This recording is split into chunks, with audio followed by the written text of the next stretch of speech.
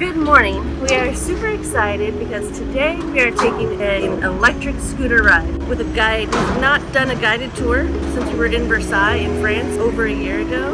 Well, that is a lot of rain out there. So we're really looking forward to this. It's with Guru Walk, which is a free guide service, and then you tip your guide. That's the money that they make. We'll see. It should be a fun day. It's about 3 hours around the city, and we'll show you everything that we see. We are officially here in Serbia. If you're just catching up with us, this is my husband Steven, and I'm Elaine. 2 days ago, we flew from Zurich, Switzerland to here, Belgrade, Serbia. The flight was 2 hours. It went by pretty fast. The seats were really comfortable. We got nice, cute little bottles of water and some little cookies with chocolate on the inside. I think it was Swiss chocolate because it was delicious. And then there were these guys on the plane. But I'm gonna let Steven tell you about that because he saw more of it than I could. All right, so these guys were on the plane, and I mean, they were partying. You know how the cart comes down the aisle? It stopped at them for like 20 minutes. Everyone was like, what is going on? Turns out they ordered every bottle of alcohol on the flight. They started singing, taking pictures. I don't even think they knew each other. It was hilarious. And then we took a little shuttle, the A1 shuttle. It's one of the best options. We can put that information for you in the description below, but it's the cheapest and fastest way to get here. After we settled into our Airbnb, we did a quick tour. Then this awesome kitchen. And went out into the city of Belgrade for an early traditional Serbian dinner. We had no idea what to expect, but it was fantastic. Oh man, today was just amazing. So we're here at the electric scooter rental place, Scooter City Tour Rental. Our first time doing the scooter tour around the city. Yeah, it was definitely scary getting on the scooters at first. I've never ridden an electric scooter before, but it ended up being a lot easier than we expected. The start was a little bit rocky, but after we got going, I feel like it was really great.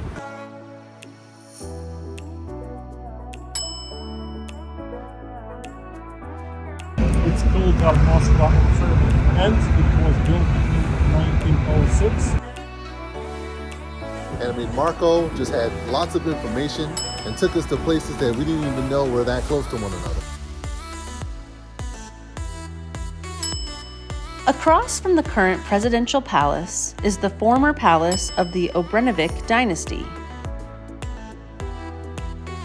Currently, Belgrade City Hall, featuring beautiful balconies, Doric columns, and immaculate gardens.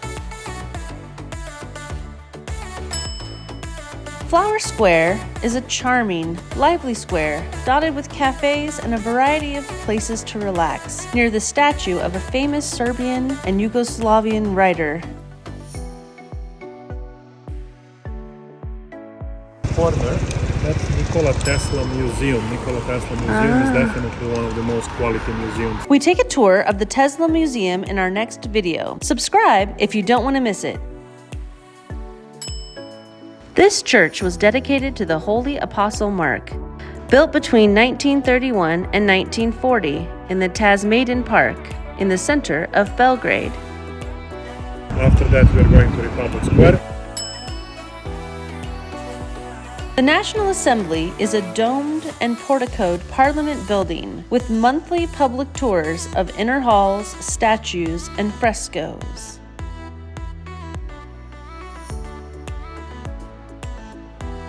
Saint Sava on this hill.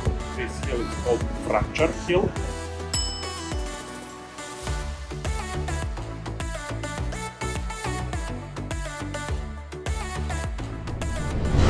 The Temple of Saint Sava is absolutely stunning. The Temple of Saint Sava is the Orthodox heart of Belgrade. It is the largest Orthodox place of worship in the Balkans and one of the largest Orthodox churches in the whole world. Wow. It is believed to be the location where the remains of Saint Sava were burned in 1595 in order to break the Serbian spirit by Ottoman Grand Vizier Sinan Pasha. I hope I'm saying that right. We were super impressed by all of the detail and beautiful artwork adorning the ceilings, walls, and even floors of the temple. Saint Sava was the founder and first archbishop of the independent Serbian Orthodox Church. He then crowned his brother King of Serbia, started Serbian schools, and began recording Serbian medieval literature. When the Serbs rose up against the Ottomans in 1594, they used a portrait of Saint Sava on their war flags. The Ottomans retaliated by removing the bones of Saint Sava from the monastery and burning them. This infuriated the Serbians, so they fought even harder and drove the Ottomans out. 300 years later, they developed plans to build a temple in honor of Saint Sava. It was breathtaking.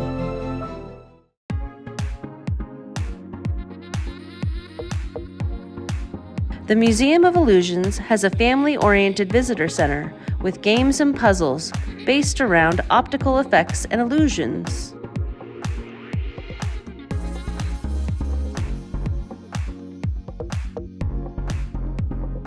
Good place for events like that. But in the past it was much more greenery around, and nowadays it's looking like a modern European square.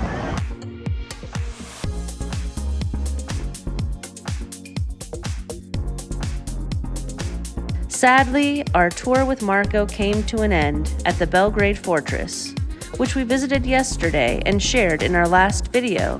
They started in 1690 and finished in 1696. Although the Roman well was a bit overwhelming, this area like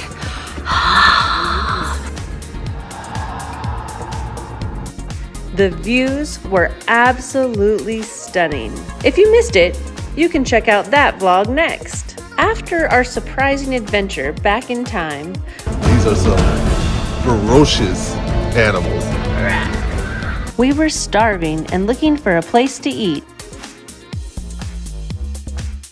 So after our amazing scooter ride through the city for 3 hours with Marko, he recommended a local restaurant that he said was cheaper than the one we went to the other day, that cafe. If you've been keeping up with us, you know yesterday we enjoyed traditional Serbian foods for lunch to celebrate our anniversary.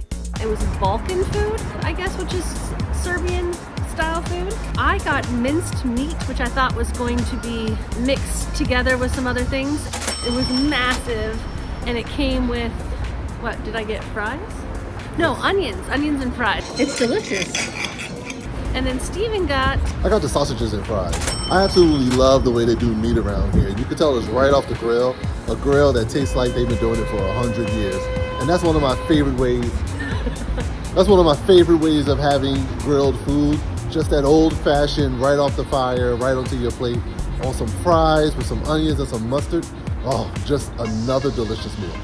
And our waiter didn't seem very impressed with us at first. Some people aren't that into tourists at some of the restaurants, but as soon as we ordered the local brandy, we found an outdoor Serbian market. Here, I tried traditional Serbian plum brandy. Oh my God. He seemed very impressed.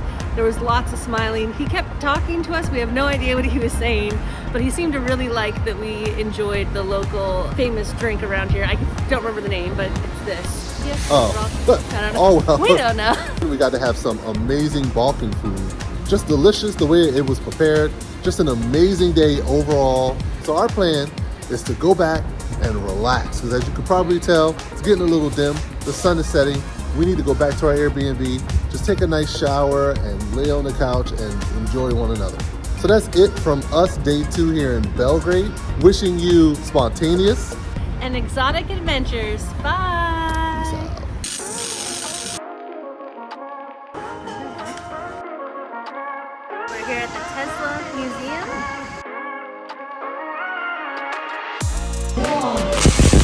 Be free.